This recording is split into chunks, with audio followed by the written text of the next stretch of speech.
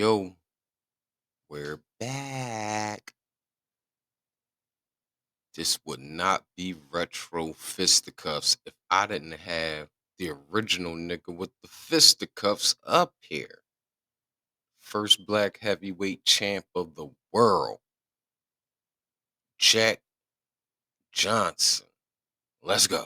One of the great events in sports history is just 24 hours away as we look at downtown Reno, Nevada on July 3rd, 1910. Jeffries retired undefeated in 1904, over 6 years ago. The city of Reno is in a frenzy as 15,000 fight fans swarm into the little town. This is the fight the entire boxing world has been waiting for.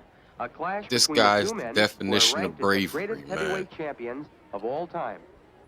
Let's To go be back living 6 in months to Jim the time when Crow Jeffries era, first opened his training camp, beating and up look at on what white 6 years of boys, inactivity has done to the former hitting they champion. Here we see girls, Jeff shaking hands starting with race His weight riots, at this time is over just 'cause you beat a 314 man pounds.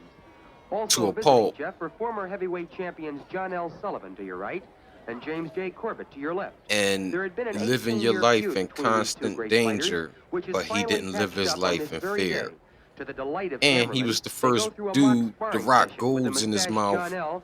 showing while some of the beating feints up he used people. over 2 decades ago when he was bare-knuckle champion. A Shout final out to him, handshake man. ended all of the bad It was feeling against between the the two. law for We're him to seeing have the a white stadium snow being built, bunny, which will feature the but he biggest was sporting doing event it. of the century.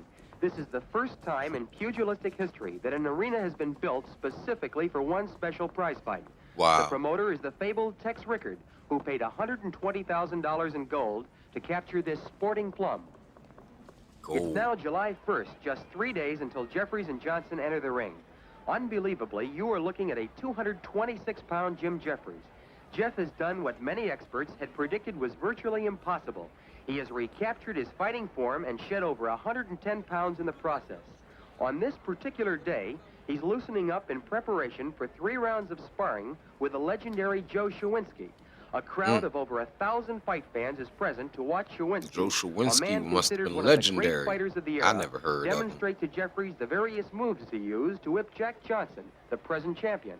Shawinski, the smaller fighter in long white boxing tights, enjoys a unique distinction in heavyweight history. Not only did he hold Jeffries to a 20-round draw, a remarkable 20 feat considering that rounds? Jeffries has never been beaten, but in addition, he knocked out Jack Johnson in 3 rounds back in 1901, which places Shawinski in a category with the great fighters of the period. He thinks nothing of giving away as much as 100 pounds to an opponent and then proceeds to knock him out. It's 6:30 in the morning, July 4th, 1910. It seems scarcely conceivable that this seemingly carefree James J. Jeffries, in just 6 hours, will be in the toughest fight of his life against one of the greatest fighting machines in the history of boxing. At the same time, champion Johnson takes his morning constitutional. Now at 9 o'clock in the morning, the trains are arriving every half hour, bringing fight fans to see the match that has been billed as the Battle of the Giants. No sooner does one train unload when the next one pulls in jam to capacity. Outside the arena, 4 hours before fight time, $50 ringside seats are being scalped for $125 each. That's And in it? 1910, Wow. $125 represented the purchasing power of nearly $7,000 today. Extensive motion picture coverage has been planned as the entire world waits for the results. 20 minutes before fight time, the light heavyweight champion of the world, Philadelphia Jack O'Brien, is introduced to the packed stadium. Here's Abe Attell, featherweight champion of the world, and ranked as one of the greatest boxers of all time, regardless of division. But the man who gets the finest ovation is bare-knuckle champion Jake Kilrain. Fans will never forget Jake's 75-round fight with champion John L. Sullivan. What? At exactly 3 minutes to 1, Bare a knuckle, hush settles over the 75 stadium as rounds. champion Jack Johnson makes his way through the crowd. Jack always insists on being the first to enter the ring. He takes this superstition so seriously that it's actually part of the conditions of the contract. From the moment Johnson enters the ring, the big golden smile, which is his trademark, never leaves his face. A grimly determined Jeffries enters the ring 4 minutes later. The fight is scheduled for 45 3-minute rounds, and the temperature is 110 45 degrees. 3-minute suffocating rounds. heat. Somebody better Champion get Johnson knocked is out. in brilliant physical I'm not condition, about to watch weighing this 212 45 pounds. Jeffries, rounds. at 226 pounds, is fighting at the same weight at which he last defended the heavyweight championship in 1904 against Jack Monroe. It was a tremendous task for Jeff to get himself into the rock-hard conditioned fighter he is today.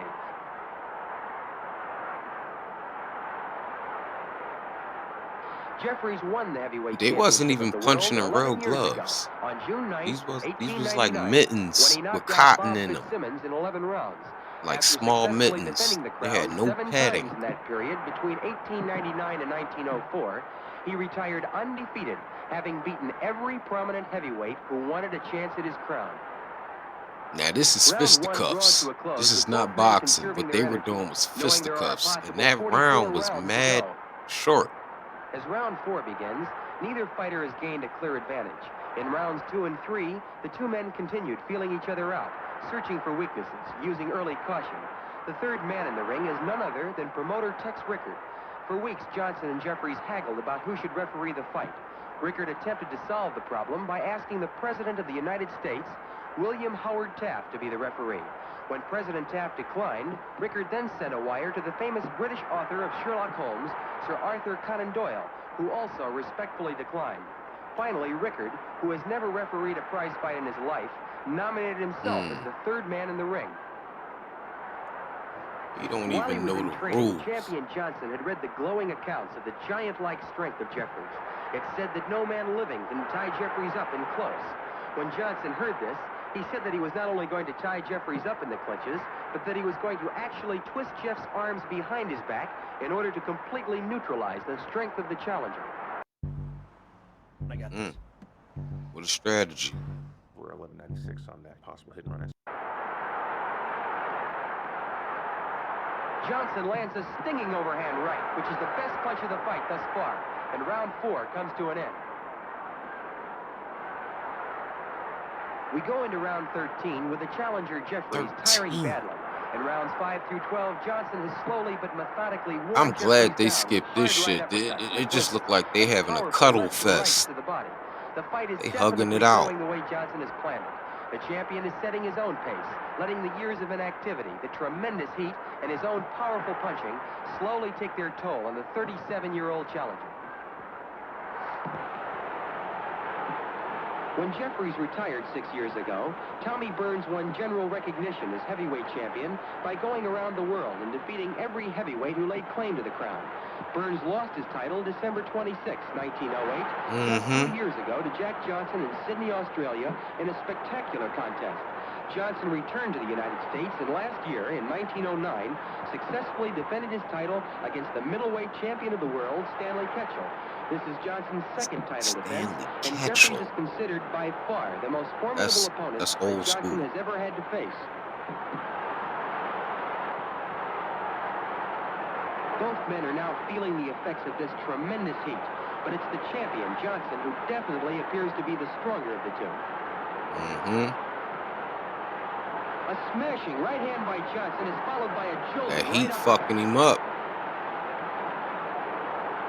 Champion Johnson is getting a $60,000 guarantee for this title defense, by far the biggest ever made to date.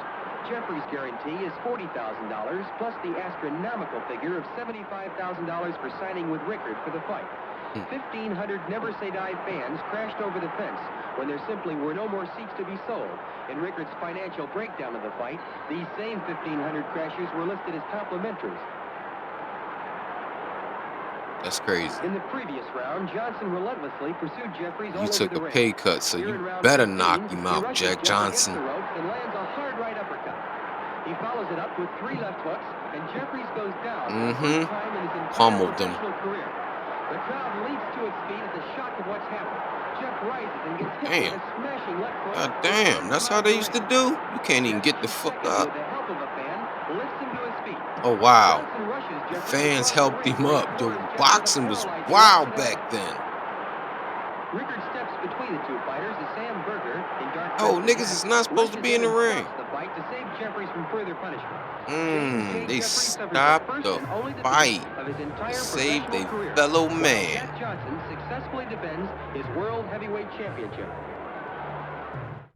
I dare you to let me Wow. build you a completely free e-commerce store, preloaded.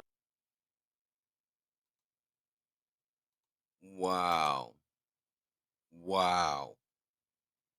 That's what the fights used to look like back in the day. 45 rounds, clinching, fighting in padded mittens.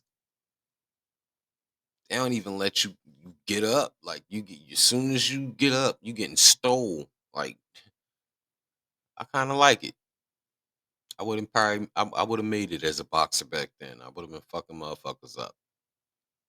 But yeah, man, that was the great one. First black heavyweight champ of the world, Jack Goldtooth Johnson, the GOAT. We gonna wrap this one up, man. Retro Fisticuffs Rewind. Like, subscribe, comment, hit that notification bell, and we're gone. Peace.